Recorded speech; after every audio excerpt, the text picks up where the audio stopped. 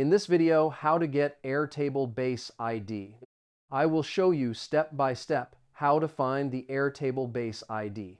First, go to the Airtable website in your browser. Log into your account using your email and password. After logging in, open the base you want to get the base ID from. Now look at the browser address bar. The base URL will appear as airtable.com followed by a code. The base ID usually starts with app.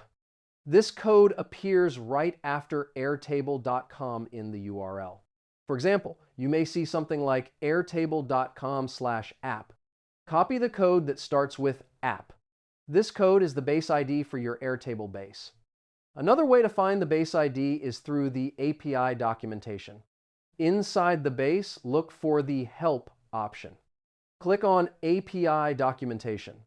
The documentation page will display the base ID at the top.